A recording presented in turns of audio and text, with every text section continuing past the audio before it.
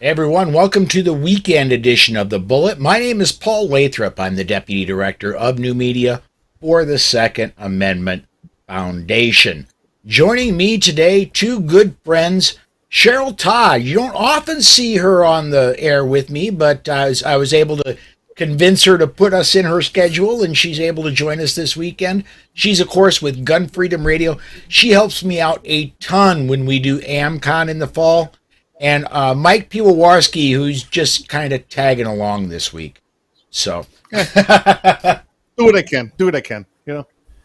all right, we let me get social media hooked up, and as I do that, I want to remind everybody if you want to get your comments in, comment on either the live Facebook or YouTube video, or if you're watching on OpsLens. Speaking of which, there we go. If you're watching on OpsLens and you want to get your opinion in, tweet with the hashtag Bullet Podcast. That actually gets here the fastest, and I'll get your opinion up. We'll discuss your comments on the air. A lot of stuff. A really eventful week this week, folks. First story I want to talk about is we've got an assault weapons ban moving through the House, and honestly, I think Cheryl, you're probably too young to remember this, and Mike, I think you might be your memory might be fading. You it might be too far gone for you to remember it. But back in 1994, the Democratic Party in the House and the Senate both pushed an assault weapons ban through, and that assault weapons ban based on cosmetics. There was no real. You couldn't have a foregrip, you couldn't have a bayonet lug, you couldn't have this, you couldn't have that. That happened in August of 1994. And in November of 1994, there was a general election. And guess what? That's when we had the Republican Revolution. Republicans won 8 seats in the Senate and 54 seats in the House. At the time, that had never, ever, ever happened before. That was talk for a decade of what a big swing that was, and it really influenced politics going forward up to this point. So I think honestly, I think the House members that are pushing so hard for this, some of them may be honestly too young to remember this and just aren't learning the lessons of history. Don't touch guns if you want to get reelected. Cheryl, what do you think? Well, thank you for thinking I'm too young to remember that. I appreciate that very much. But yes, the Democrats that I'm seeing really pushing this are definitely not too young as far as how many times they've gone around the sun. But maybe they weren't tapped in to what political suicide this was for their party 28 years ago. And I think the encouraging thing for us right now is that I believe that this is going to be a loud, a stark, and a very clear reminder that the stove is hot. Stop touching it. Right? Yeah, absolutely. Mike, what do you think, man? Yeah. Listen. First, the assault weapon ban we know was a complete failure. Right. Part of the Clinton crime control package, of which our own president at the time, our current president, signed off on, which was very extremely unfair to African Americans when it came to prison sentences and being released to gain time and all of that. So just proved again where the Democrats' side comes from. But I really think that the Democrats really believe that this charade of a hearings that are going on in D.C. right now is going to shield them from a resurgence of President Trump and President Trump supporters. Whether he runs or doesn't run, those people are still there. They're still fervent followers of his. But the Democrats actually believe something will come of this, and they're going to file some charges against the president and maybe some of his administration and end the Republican Party. They're acting as if there are no repercussions to what they do right now, and it's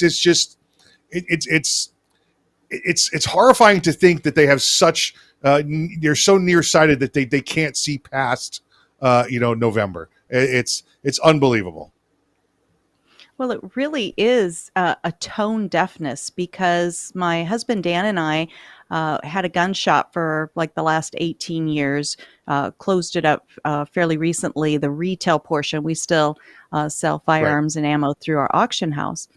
And when everything went crazy the last couple of years with the COVID lockdowns, and then the summer of loving and mostly peaceful rioting all over the nation, and then the let's defund anybody who might come and help us when the riots break out, defund the police movements, we had literally lines around our building. Our gun shop is the proverbial, or was the proverbial, corner gun shop in any town America, and we wrapped around a street, and the line wrapped around our store, and it was not our usual customer base that was coming in. It was people that would have never in a million years before all of this pictured themselves saying, yes, I do need a firearm for personal protection. Lots of people who ascribe to being liberal politically, to being registered as Democrat voters. And those exact people, now that they have invested their time and their money and their energy in gaining this piece of property, right, this tool for self-defense, Mm-hmm. and we directed every single person that came through our store, here's a list of trainers, go and get training. And so they've invested time and energy in getting training. So they know they are personally a responsibly armed citizen. And now the people that they helped put into office are trying to reach back out into their homes and call them criminals, and take those, label those particular tools as something that's illegal and on the other side of the law. That is so completely tone deaf for these legislators. I think they have underestimated how this is going to play out in the election cycle ahead of us. Totally agree. And that dovetails real beautifully into the next story I had up here. According to National Shooting Sports Foundation, nearly 30%, or 5.4 million, of the 18.5 million firearms purchased in the United States last year went to first-time gun owners. Numbers slightly down from 2020's record-breaking gun sales. It saw 40%, or 8.4 million, of the 21 million firearms sold going to the first-timers. Retailers report that 23% of the customers who bought their first gun in 2020 returned to purchase another one in 2021, and nearly half of the first-time buyers inquired about professional firearms training. That last part is the most heartening thing for me. That means that these people are taking this seriously. This isn't going to become a drawer gun, and that they are looking to make this a serious tool for their self-defense. And I think that's wonderful, wonderful news. I've looked at this, and like just like Cheryl said, I've got involved with the FFL, still having the showroom working. It's slowed down a little bit. It's but we normally see a little bit of slower gun sales during the summer anyway. It's just the average trend when there's nothing life shattering going on. I think the net is positive here as far as total number of guns going out to individuals. What we've seen from that rush of individuals that came and bought firearms, we know that the majority of them were a little bit left leaning, and it's that American attitude, whether of don't tell me what I can't have. So that we saw a lot of them come. We saw a lot of them come for self-defense purposes. We saw a lot of them come because don't tell me what I can't have. We've seen a small percentage of those come back, a little bit, maybe 1 out of 10 kind of thing. Listen, I had it at home. The wife and I decided, we don't want a gun in the house, so they bring it back. Now, that's good for gun sales, because when you bring a gun back, it's like bringing a car back you just drove off the lot. The value's gone way, way down. It's been licensed to somebody else, or it's been sold off under somebody else's name. The price just goes down on that firearm when you resell it, or when you buy it back. Mm-hmm. On the plus side, this is the huge side. those first time gun buyers that we've gotten are now back for their second guns and their third guns. Remember we were doing this COVID thing for 2 years now. They're back. They're in. That's just like Cheryl said. They're hooked. They want more training. They want more guns. I still run into the occasional one of them if the president says we're taking all your guns away that they might hand them over. But I got to say, 8 out of 10 are saying no. I'm a responsible gun owner now, just as Cheryl said. Absolutely. And I wanted to, I'm sorry, Paul. Go ahead. I want to touch on the people who have decided that a firearm just for whatever reason doesn't fit in their lifestyle and their household. I applaud those people wholeheartedly, because if you are that self-aware that you realize those things, you are ultimately keeping everyone safer. So I really do applaud that.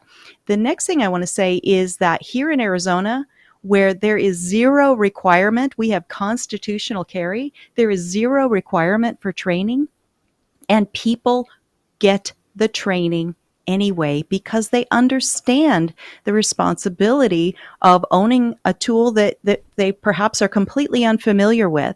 And so that flies in the face of so much of the garbage that the anti-rights, anti-gun people try to say that, oh, if you have constitutional carry, it's just going to be like, the Wild West everywhere and blood in the streets. Right. And then secondly, that you'll have a bunch of people running around who have no idea what they're doing with a gun. Well, the people that are saying that are the same ones that are sitting in front of news cameras in Congress, proving to us that they know absolutely nothing about the tool that they want to vilify and cause to become an illegal thing and make people's lives turn upside down. You can face jail time and fines and on and on and on. And the people that are pushing that are speaking way out of their area of knowledge. And it is so insulting. We've got go ahead. In Florida. I'm sorry. In Florida, we still got this minimum training requirement, which is absolutely ridiculous. No time format. Pull the trigger once on a live round. That's basically all that's required. We can't wait. Those of us that are gun people or safety individuals just want we want this minimum requirement gone because they've set a floor rather than a ceiling for training here. We use you as in Arizona as the example all the time because you're one of the first to drop the training requirement, and all your instructors out there were worried they'd never make a dime again. And you've got now you've got custom training out the wazoo there that has got months weight on it. We want it to be dropped here in Florida so we can go from the 45-minute training class at a gun show to people actually seeking and getting real training. So I know that sounds contradictory to what you would think, but we want the training requirement to go away so people will get more training. And case after case after case, I've talked to real trainers, and that's when the training requirement goes away, they become busier, and the training they offer becomes more profitable for them and more relevant for the students. Yes. So let me get a couple comments in here quick. And again, if you want to get comments in, just comment either live Facebook or live YouTube video, or you can tweet with the hashtag Bullet Podcast if you're catching us on OpsLens. Patrick Collins says the government will publicize any topic of the times. We need to remind them it's the people that they represent. Yeah, beautiful. Especially people like Ocasio-Cortez. Yeah. And going back to I want one more time, this didn't make it to show notes, but kind of going off of what you were talking about, Mike, did you guys see the hearings? I caught most of it off of YouTube, but I cannot remember the congressperson's name, but he was showing a picture of the pistol brace strapped around somebody's arm. Yeah. And this thing makes the weapon fully automatic and just bravo Sierra. I mean, I can't say the real words, but yeah. I feel like it was Ciclione, something like that. Yeah, he was just a specimen of ignorance. It was absolutely, it should have been embarrassing and appalling. It was laughable, but it would have been more laughable if it wasn't so serious. Mm-hmm. The impact of his ignorance can be so serious. And, I wanted to touch back on what you said, Mike, about, it seems counterintuitive that when you make somebody get training, they actually resist that. They actually end up with less training than when you've just made it an open-handed. And there is, my degrees are in psychology. So there's these studies that have been done about, even like people being altruistic, right? If you aren't forced to help the poor through, heavy taxation or, something like that, a society tends to be more generous. And I don't know why that is counterintuitive to us, because it really does make perfect sense to those of us who, like myself, I volunteer almost every hour of my day to something that I am passionate about. And if somebody came along and told me, well, no, this is a requirement for you, I guarantee you it would cause me to dig my heels in, because I have, that American blood running through my veins of, I want individual liberties and freedom, and I'm going to resist you if you come down and try to put your boot on my neck. Yeah, absolutely. That's it. South Dakota is a fairly free state. I mean, there's exactly one law I would like to see changed in South Dakota in relation to guns, and that's it. We're a constitutional carry state. We even, as of July 1st of this year, there is no cost if you still want a South Dakota enhanced permit, because it's good in like 40 states. If you still want that permit, there is zero cost for it. No fingerprinting cost, no background check cost, no cost of any kind. And that was Kristi Noem who pushed that, right? Absolutely, Your governor. it was. That's phenomenal. But even in that, I get what you're saying, Cheryl. If you tell me you have to do this, I'm going to sit back. I'm going to cross my arms. I go, really? Do I now? That's true.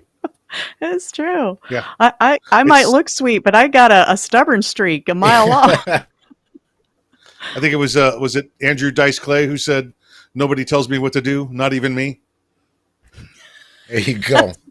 I think that's about all of Andrew Dice Clay we can quote on the podcast and still keep a G rating. But true. I said Dice Clay, and you probably got nervous, didn't you? More good news.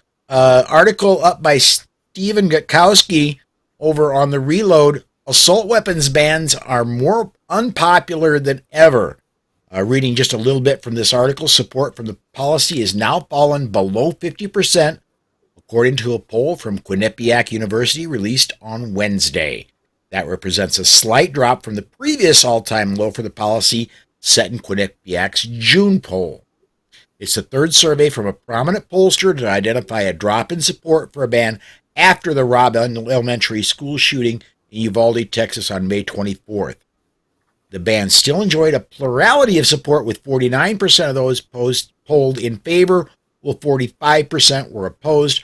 However, it is the only gun control policy polled in the wake of the Uvalde shooting that has lost support, even as support for tightening gun restrictions has increased. And I wonder, guys, I want to pose this like this to you.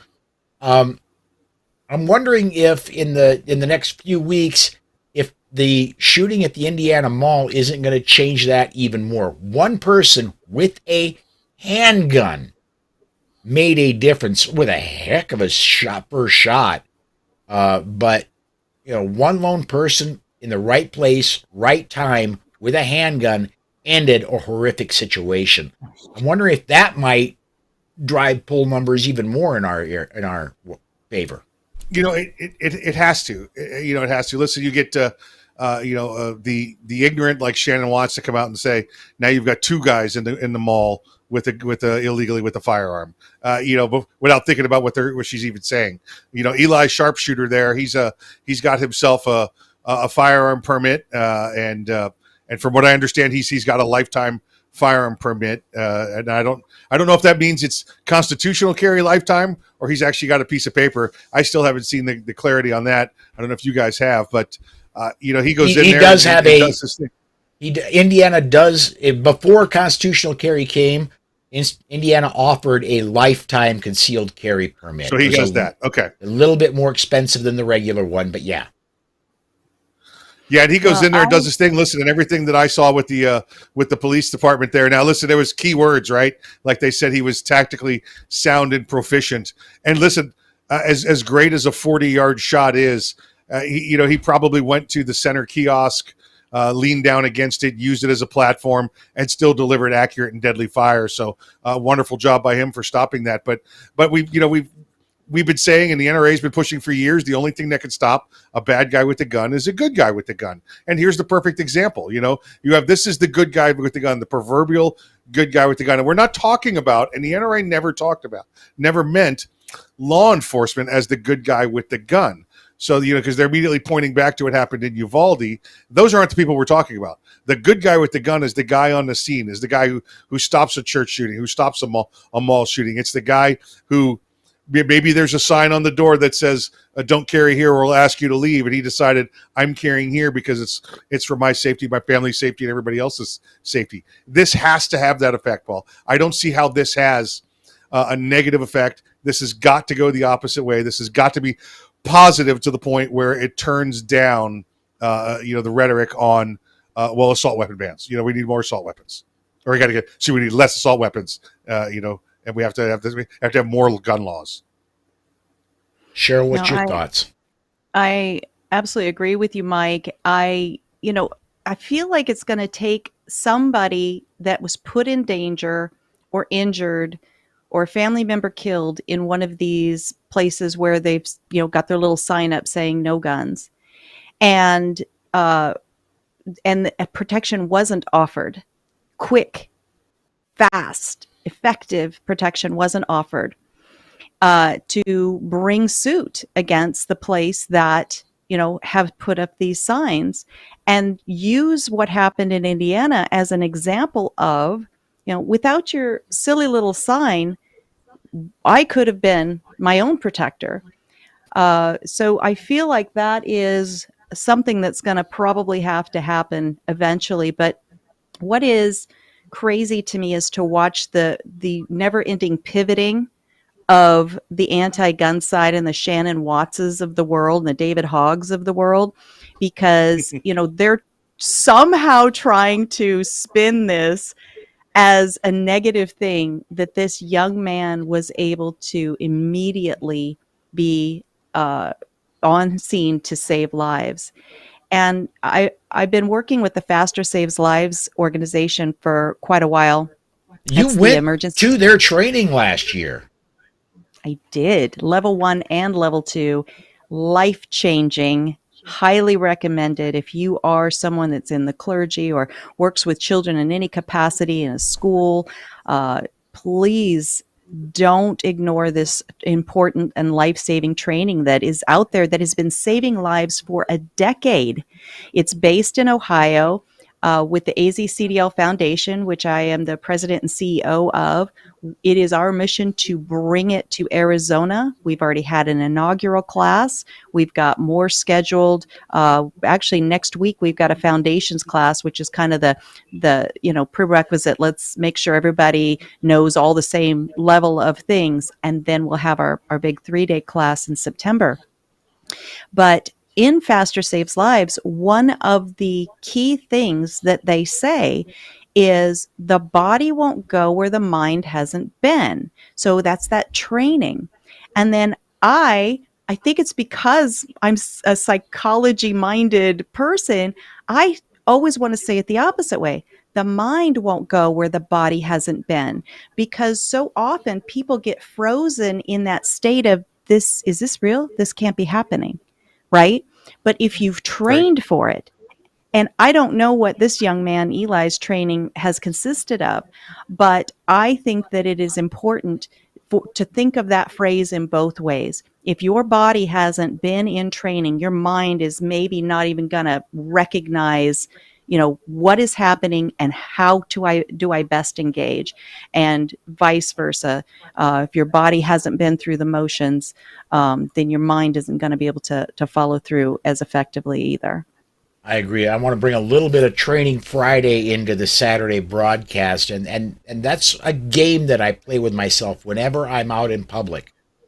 I quite often, as I'm walking through places, what if a bad guy were to come through that entrance right now and start trying to take the place down? What would I do? Where's my exit? Is Susan with me? What do I have her do? Yeah, and we play that game together occasionally. Will you need to be thinking all the time about, okay, if this happens, then what? That way, if this happens, the switches in your mind just work that much faster. Absolutely. Yeah, we call it the what if game, Paul. We play it all the time. The what if, what if, what if. So by the time, if that scenario ever happens, you've replayed it 1,000 times in your head. The important thing to remember, though, is when you go to the range, you need to go through all your little what if scenarios that you had. You need to come around, know how to slice a corner in a convenience store like you did in your what if game. You need to how to exit your car and confront the bad guy like you did in your what if game. Because if the only thing you're doing is going them over in the what if, then you're no better than just playing Call of Duty and thinking you could be a Navy SEAL. You've got to have the training to go with the physical training to go with the mental training. Otherwise, you end up with the Dunning-Kruger effect there. I like that. Let me get a couple comments in here real quick. Larry Beeson says, if you've ever been a range officer where cops shoot, you would not trust your life to them either. Well, to be fair to police, I know a good number of police here in the area. Every officer I know to a person is a great person. Police are like the general public. There are some of them that are really into guns. There are some of them that absolutely are not. There are some of them that'll go to the range often. There are some of them that go to the range only often enough so they qualify to keep their job. And by the way, those qualifications aren't incredibly tough. I shot expert for the FBI qualifications. I technically shot well enough I could instruct FBI. So Paul, you were a truck driver for. Go ahead, Cheryl. You go ahead. I just want to take that back to the Faster Saves Lives training, is that they require, when you're on the range, that you qualify at a higher level with your firearm than they require for law enforcement.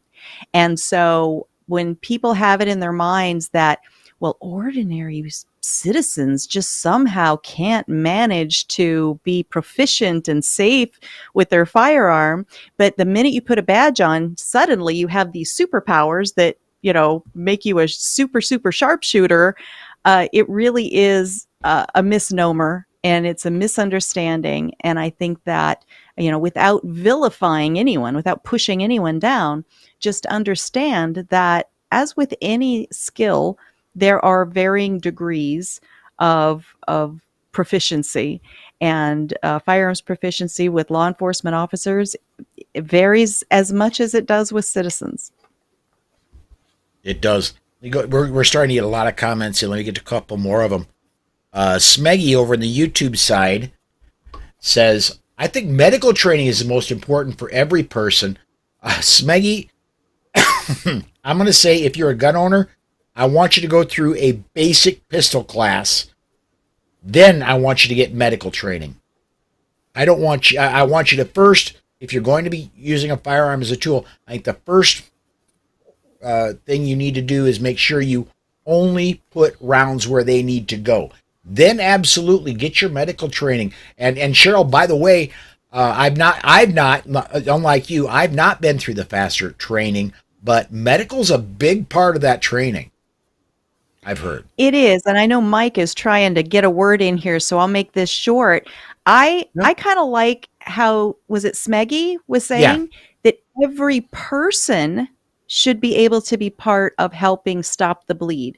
Not necessarily every gun owner, right? And so if you're a gun owner, then I think I would lean more towards what you're saying, Paul, is that, yeah, let's make sure we're proficient and accurate, uh, and then get the medical training as well.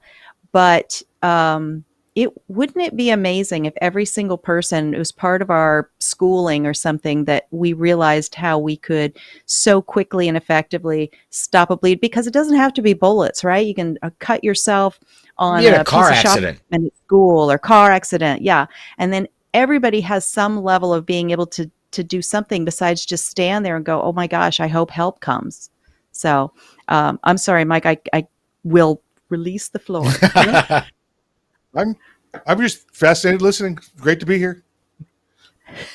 I let If you're yielding the floor, then I'm going to go ahead and get another comment up, Mike.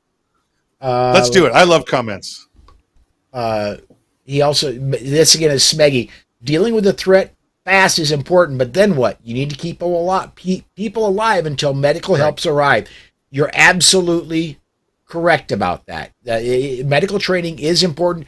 I went through EMT training the first time when I was 23 years old. And I've been through EMT certification twice. I went through school and certification twice. I've let that lapse again, and I'm going to continue to leave it lapsed. I don't plan on going through it again. But I was a nationally certified and South Dakota certified EMT for a very long time.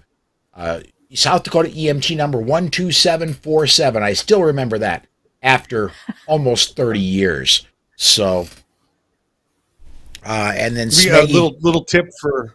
I'm sorry, little tip for medical training. And Yeah. and listen, like you said, faster saves lives does do that. And it's not when faster comes in, they don't just teach teachers how to shoot and move to contact. It's maybe that's not the teachers what they want to do or what the sports staff wants to do. So they train them the medical, they train them everything else. They make a team out of everybody there, and with everybody having an important role. When you get your medical training, no matter where your local EMT, I know there's plenty of trainers out there do it. Off the top of my head, obviously faster. I think Aura Prep out of Northeast New York, they do it. Make sure you find a curriculum that includes self-medical care. All right, not just I'm the responder on the scene helping put other people back together and stop bleeding. If you don't have something that has how to stop your own bleed, go find different training, because you're the person with the gun. You're the person that's going to be in the firefight. And you may be the one waiting there 3 to 7 minutes for an ambulance to get there while you bleed out. You need to know how to stop that for yourself. So make sure any medical training you have includes self-care. I would absolutely totally agree with that. And when we recently, Susan and I'm going to say this is about a month to 2 months ago, went again through Stop the Bleed, even though we're both have been through EMT certification. We both thought it was important for us to go back through that again. And if in your local area, quite often our particular range advertised it, and there's absolutely no cost for the Stop the Bleed course. It's a 1-day thing. It's actually several hours. That's it. So, right, and it's a different listen, because I'm an EMT also. I did this at the same reason everybody else has done it, right? And it's a much different medical care to provide a tourniquet for somebody else than it is for yourself, and to recognize when and to do how. The technique is different for putting it on someone else as opposed to putting it on yourself. Imagine if you have to put it on one of your own arms, and now you have one arm to put that technique to put that on with. All right, it's a completely different set of skills, and make sure, again, I would just urge you to get self-medical care as well training. So, Mike, I just want to say you're just giving me goosebumps talking about that, because I am a grandma and I am with my 2 little granddaughters a lot, right? One is 3, one is 7. So they're not going to be a whole lot of help in any emergency situation just yet. We plan to, get them age appropriate training as they grow. But that amps up for me the importance of me staying safe. If I am taken out of the battle, out of the fight, what is going to happen to them? I am responsible for them. And so you are exactly right. Some people I feel like maybe have that, oh, it doesn't matter what happens to me as long as others are safe. Well, it does matter what happens to you, because how are you going to help others be safe if you're not Right. really protecting yourself? Yeah, Yeah, absolutely. absolutely. Absolutely. I want to go ahead and move on to our next story. More good news on this one. Uh, this one off of the Bollock conspiracy. Uh, District Judge Raymond P. Moore issued a temporary restraining order against the ban on so-called assault weapons recently enacted by the town of Superior, Colorado, in Boulder County. Lead attorney for the plaintiffs, Barry Arrington, one of Colorado's top lawyers on education law, and is now the victor in a major Second Amendment case. Arrington previously served Colorado House of Representatives and is a trustee of the Independence Institute, where I work, and I is David Koppel. Um, Basically, in this one, the judge seen the writing on the wall from the Supreme Court in the Bruin decision and said, yeah, Superior, this law just will not pass muster. This is not what the Supreme Court wanted. We're striking this down right here. And Superior, is on the northwest corner of the suburbs of Denver. So it's about, let me go look at maps here. It's about halfway between downtown Denver and Boulder. It's right on the edge of what people would call proper Denver. So truckers still call it part of Denver, but anyway. So my comment about yeah. this, sorry, go ahead. No, go ahead, is, Cheryl. Again, we see where an original law was passed because of unlawful behavior. And I mean, I guess that can make sense. But if you have people who are, what was it here, lynching? Where did it go? After incidents in which armed Black people deterred lynch mobs, enacted a exorbitant bond to carry or possess firearms. So people are trying to lynch them. Black people are trying to protect themselves, and somehow this requires a law that then hinders the people trying to protect themselves even more, because people are trying to harm and murder them. Like, how do we embrace these things in our minds and start doing the head bob and agreeing with them? It just absolutely blows my mind. And we're getting ready to do it again, because where did we start with this whole conversation?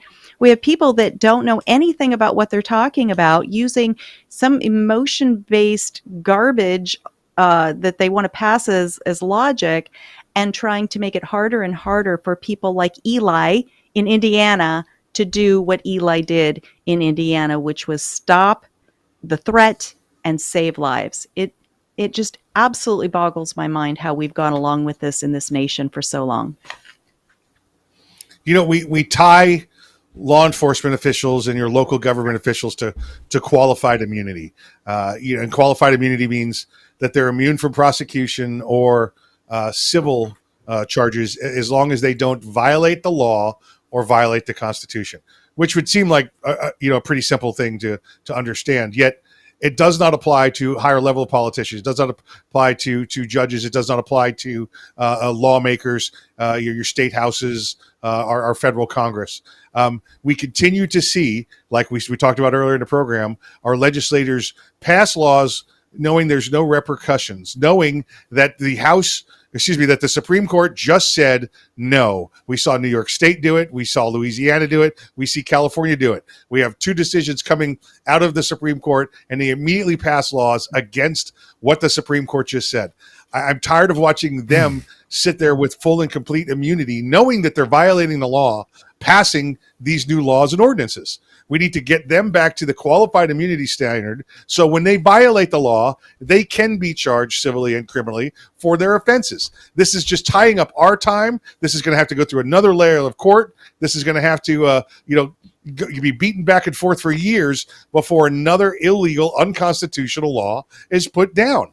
Why do we continue to let them get away with this? I totally agree with you, Mike. And going off of what Cheryl was talking about, There was, and there's, I mentioned this previously this week on the show as well. Back in post Civil War times, they didn't want, again, that this is primarily with blacks. They didn't want, the blacks had their freedom, but they did not want blacks to vote. They did not want them to Yeah. have the This is ability. in the South. Yeah, Be clear, it's in the South. Yeah. they did not want them to have the ability to steer the direction of our country. And Right. so, a brand new freed black person is not got a lot of money at all. So they passed a poll tax, meaning you had to pay $1 to vote. For a free white person, no big deal. It's $1. For a free black person, that might be all they have in the world. And that went to the Supreme Court. Supreme Court shot it down. I think a lot of these laws that are being passed now are somewhat similar to the poll tax. Okay, well, the Supreme Court said you have to have the ability to carry outside your home. Well, we're going to exempt this and this and this and this, and I'm looking at you, New York. And that's all going to get slapped down. Absolutely. And even the requirement for certain amount of training. Well, training not only costs somebody somewhere some money, right? But it Mm-hmm. also costs time. And if suppose I'm a single mom and want to protect my family and the tool I choose is a firearm. And now I've got to get some training because this is a requirement. Well, okay, fine. And now I got to find the money for that. Well, I'll do what I can too. And now I've got to take the time maybe off of one of my 2 or 3 jobs to go and get this training. All right, maybe I can make that work. Okay, now who's going to watch my kids? So now I've got childcare. I mean, it can stack up to completely unattainable financial stress on a person and a household in order to meet these requirements that just sound so, oh, well, if you want to own a gun, we'll go and get some training and get a license. It's so easy. Well, when you take it down to the actual individual level and you understand the lives of real people, especially in an economy like we are having right now, where everything is just skyrocketing in expense. Even the gas to go from here to there to get the gun range. The closest gun range to my house here in Arizona is a half an hour away, and sitting in traffic, it starts eating up your time and it starts eating up your wallet.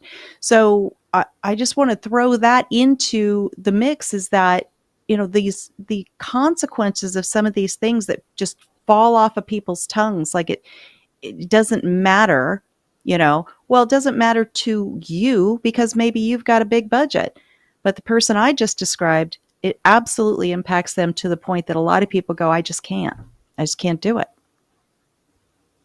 I want to, and let me, first of all, Michael, going to your point, Michael over on Facebook says, why can't the government be held for bad governing? They should be able to, like Mike was talking about, qualified versus absolute immunity. Government officials should have qualified immunity that can easily be broken.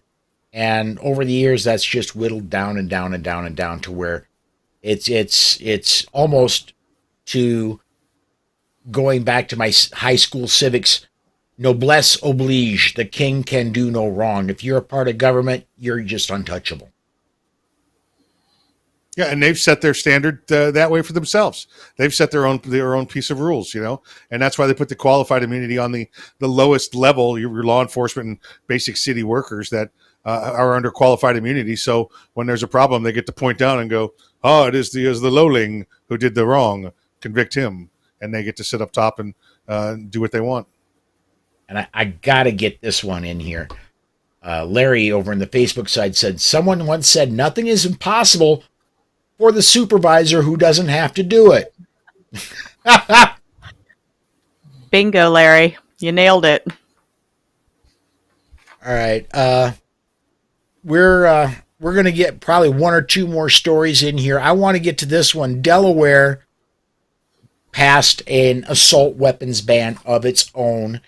That thing's already in court. Legislation signed into law by Governor Carney. And I'm sorry, when when I hear Governor Carney, the only picture that comes into my head is Art Carney. And that just, you know, um, legislation signed into law by Governor Carney that bans assault-style weapons in the state of Delaware is now being challenged legally as gun rights groups Wednesday filed a lawsuit in an effort to halt the new measure, which they feel violates their constitutional right to bear arms. Skipping down. Under the new law, it directs the Department of Safety and Homeland Security to develop a procedure for issuance of a voluntary certificate of possession to show lawful possession of weapons that were legally owned before the bill was signed into law. A measure that has outraged gun rights lobbyists across the first state, including Delaware State Sportsmen's Association, one of several groups that has filed the joint lawsuit. Yeah, here we go. We're going to grandfather it in, but you've got to tell us you've got it. Yeah. This is going to get the same responses they got in Connecticut a few years ago. First off, again, let's create an assault weapon ban that we know the Supreme Court just said should not apply because it's the firearm in most common use in the country. I think the estimate there in Delaware was 100,000 AR rifles or pistols. So it is purely the most common firearm in use there. But we saw the same thing happen in Connecticut, right? The Connecticut State Police came down. Their Attorney General said, you must register, send us pictures. Otherwise, you're subject to, seizure of your assault weapon. And they had, there was a less than 1% compliance rate. And then the state of Connecticut just went, well, we're not doing anything. Because even the state police there said, we're not going. I'm not going door to door to look for 99,000 ARs. You do it yourself. I think we're going to see a lot of that in Delaware as well. They may have, Joe Biden's home state, but they're pretty right leaning there as well when it comes to it. We've got Delaware 105.9, one of our stations there, and we hear from them all the time and how fervent pro-right and pro-gun they are in most of the state. Well, wasn't it Delaware where those three law enforcement individuals showed up at a guy's home and said, hey, you've done nothing wrong, but we're going to need to see something that you legally own.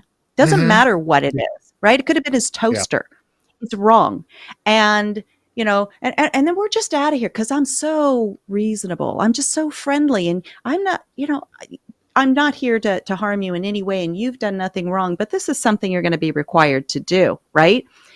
And so the guy steps in the house and one of the officers says he doesn't believe we're really law enforcement. And the other one said, I don't blame him. That tells you right there that they knew inside of themselves the action they were taking was not okay. And the cognitive dissonance has got to be strong with people that do that particular part of a job. They know it's not constitutional. They know it's not lawful what they're doing, and yet they're going to do it anyway because these are my orders, right? And it really is something that I think that we need to start talking about more on an individual basis because these kinds of things actually end up getting settled into a person's soul around the dinner table. And when these guys go home and, are discussing their day, if they do, with their loved ones, and they are unpacking this, I would hope that they feel the weight of what they did, even though on the surface, well, they didn't do anything wrong. They didn't arrest the guy. Nobody got shot or anything. But when your rights are infringed in that way, impaired in that way, that poor homeowner, he can't help but, in my mind, feel some level of being violated. Mm-hmm. He was manipulated for sure. I don't know that he was violated, but he was manipulated for sure. And when I listened to it as well, and they said things that were within the guideline, within the scope of their duties and responsibilities, knowing that he didn't know the law, knowing that he didn't know how to object, knowing that he didn't know that he could say no. You know, I'm sorry. Come back with a warrant. Have a good day. You know, he could have done that at any time, but that's not what the common person knows. The common person's interaction with law enforcement is, you know, the thank you for your service kind of stuff. You know, it's just. This is an anomaly. I like to think that these three are out there doing these things. This was a little joint task force with guys from different agencies, probably bored for the day and got told to go work up a stat or two. You know, the other anomaly is like what we looked at in Uvalde, the police department there. That was just a horrible case of a cowardice run amok after the first guy got to the door and said no. That gave everybody else in line behind him the excuse to say no as well because it's contagious. So I would hope that it doesn't happen again, but I agree we need to be very, very vocal about it. And I don't know, Cheryl, if you have stations there in Delaware, but I have been because nobody wants to see this happen again. And I want to see these citizens educated and know when they can say no. And Boy, absolutely. And I do see Brent's comment over Yes. here to the side. I'll let you get to that before I make mine. yeah, Brent, Perfect. Yeah, perfect. Brent says, thanks for stopping, slams the door. Also, Mike White, may I see a warrant, please, or leave my property? Yeah, exactly right. Well, we're taught to respect authority, which is that's a good thing, right? Yeah. But we also have to understand that there's a time to question authority. And for me, that's like almost always, but as just how I think about things. But Right. all of us can get caught in the, you know, I'm just a reasonable person. And I don't know if this seems reasonable that the police have showed up to my home and they're asking to see something that I bought, but I have it. I can just show it to them and everybody's good, right?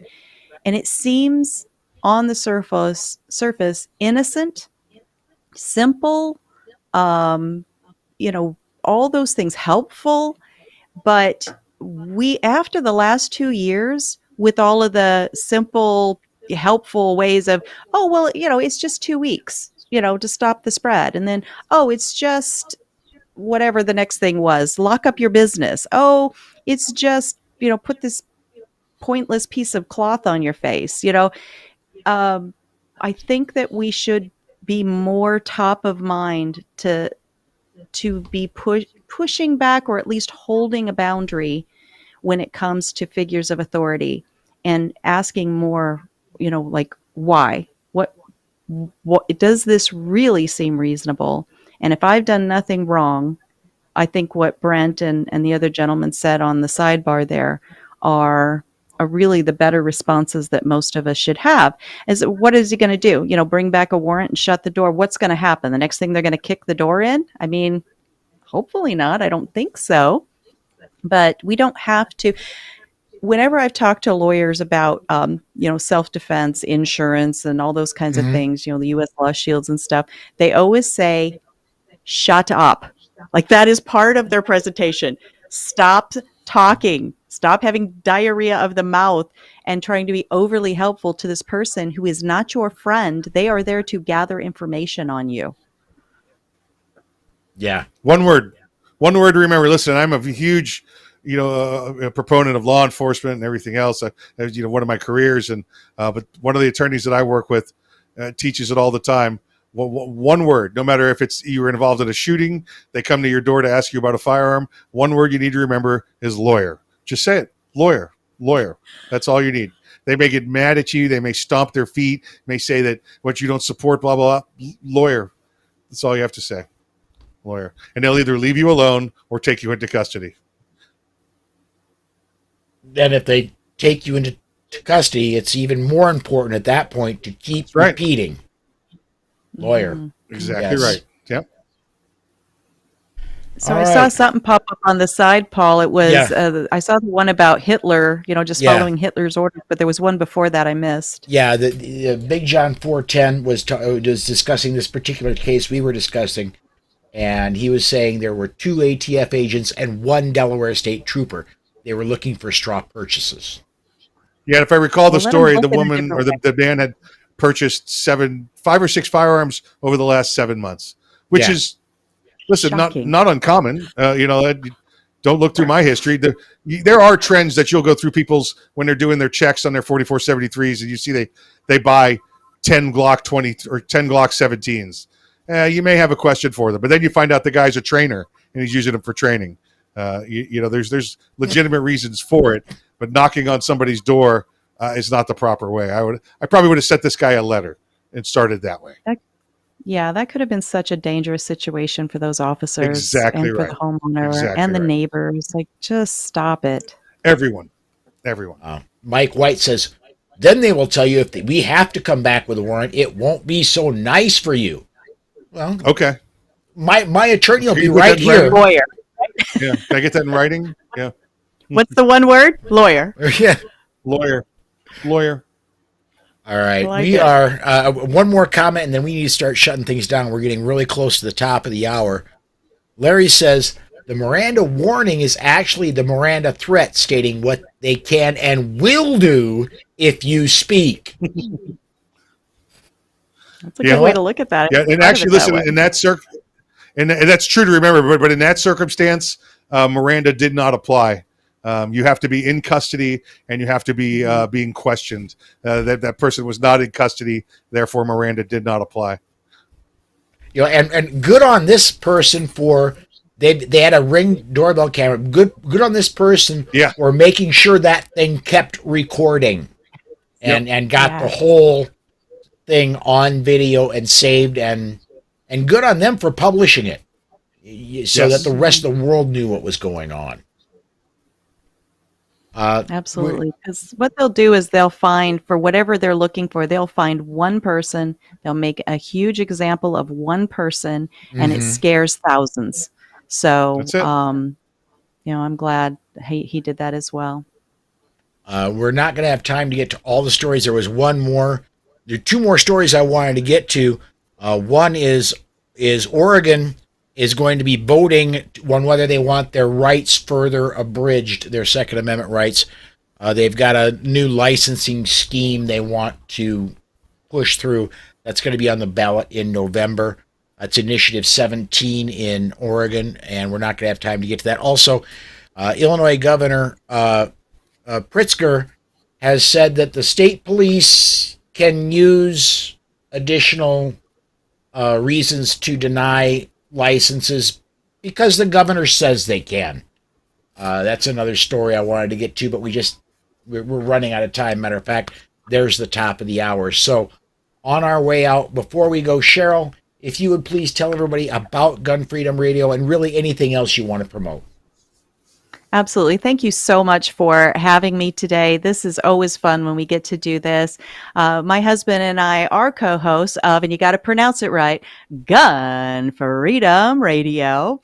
So we are an interview-based show. We are podcast style now, and you can find all of our shows on YouTube, Gunstreamer, OpsLens, or at our website, gunfreedomradio.com.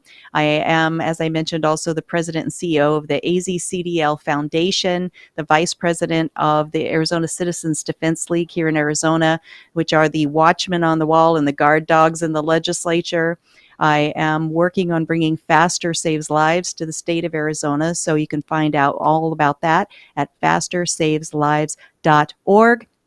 Last but not least, I am the state director to the DC Project, which are women who are dedicated to safeguarding our right to keep and bear arms. And that little teal sign right over my shoulder, teal for 2A, gun rights are women's rights, represents the work we do with the DC Project.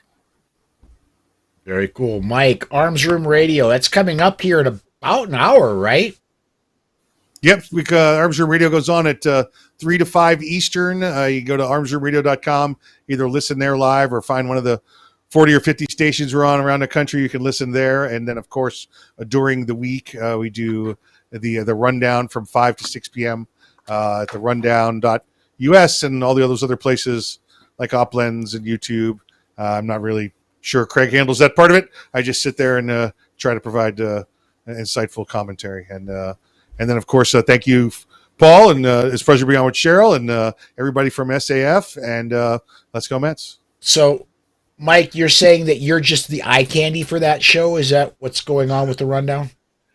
Yeah, it's like it's an experiment. Like, how long can you leave a Twinkie out without it going bad? That's where I am right now. Yeah. All right. Okay. Well, on my end, I want to thank everybody for watching. Thank you for commenting and being a part of the show. It makes what I do so much easier when you all get involved. And thank you for everybody who's been watching and commenting. If you're a podcast listener, this particular episode happens at noon on Saturdays. And come join us Monday through Friday, 5 p.m. Central Time for the regular edition of the Bullet, where we focus just on that day's news. Everybody, thanks again, and we'll see you next time.